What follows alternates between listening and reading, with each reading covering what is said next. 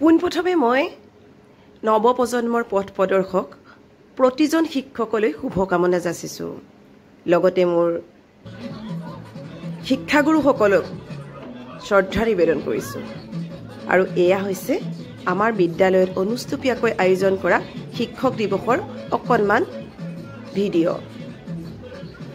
ইয়াত আমি সকলোৱে মিলি শিক্ষক দিৱসটো উলহ মালহেৰে পালন কৰোঁ।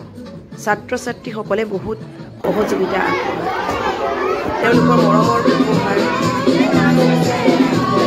শিক্ষক শিক্ষয়িত্ৰীসকলৰ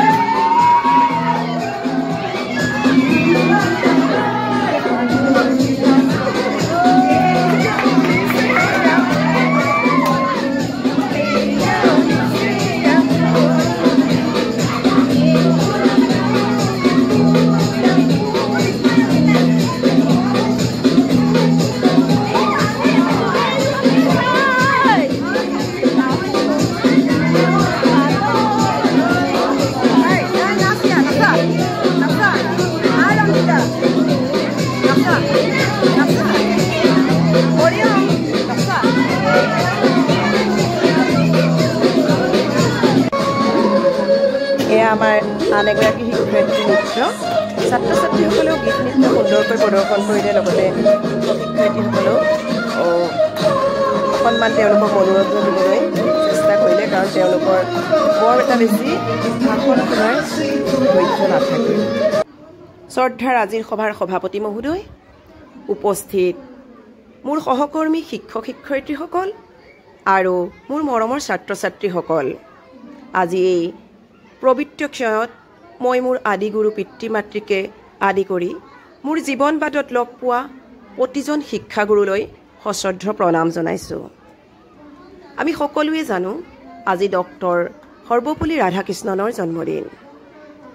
তেখেত একাধাৰে শিক্ষাবিদ, দাৰ্শনিক আৰু ৰাজনীতিবিদ আছিল। তেখেতে নিজৰ জন্মদিনটো শিক্ষকসকলৰ নামত উৎসৰ্গা কৰি থৈ গৈছে। তেখেত ভাৰতৰ প্ৰথমজন উপৰাষ্ট্ৰপতি আছিল।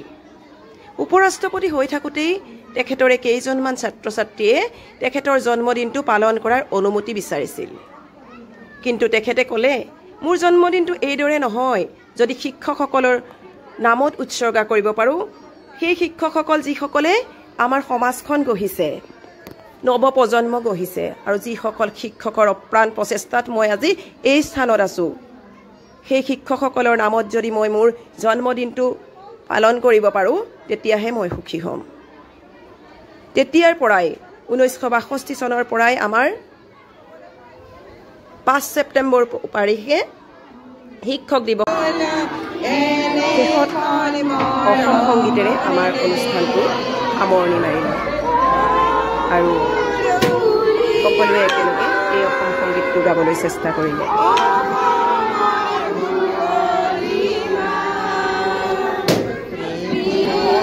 সকলোৰে শেষত ছাত্ৰ ছাত্ৰীসকলক পেকেট লাঞ্চ বিতৰণ কৰা হ'ল। তাৰ পাছতেই আমি সকলোৱে শিক্ষক শিক্ষয়িত্ৰী লগ হৈ একাপ চাহ খালোঁ। আমাৰ অধ্যক্ষ মহোদয়েও আমাৰ কাৰণে সুন্দৰ আয়োজন কৰিছিল।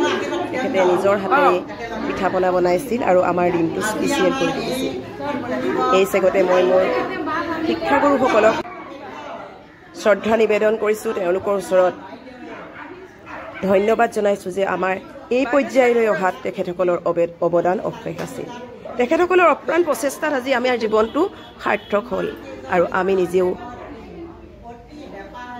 এই শিক্ষাবৃত্তিৰ লগত জড়িত হ'ব পাৰিলোঁ আজি এই জগতে আমিও দৃঢ় প্ৰতিজ্ঞ তেখেতসকলক অনুকৰণ কৰি আমিও এই বাটেদি আগবাঢ়ি যাম আমাৰ নিজৰ দায়িত্ব আৰু নিজৰ কৰণীয়খিনি আমি কৰিবলৈ ক্ৰুটি নকৰোঁ আমাৰ সাধ্য অনুসৰি ধন্যবাদ যিখিনি কৰণীয় সেইখিনি আমি কৰিবলৈ অপ্ৰাণ চেষ্টা কৰিম আমাৰ নিজৰ ছাত্ৰ ছাত্ৰীসকল আমাৰ ভৱিষ্যত গতিকে আমি তেওঁলোকৰ জীৱন বাট গঢ়াত যদি আমাৰ ভূমিকা সামান্য কোনো থাকে তেনেহ'লে আমি নিজৰ জীৱনটো কৃতজ্ঞ হ'ম গতিকে এই চেগতে সকলোলৈ অভিনন্দন জনালোঁ আৰু এয়া আমাৰ সহকৰ্মীসকলৰ লগত মৰা দুই এক কপি ফটো আপোনালোকলৈ আগবঢ়ালোঁ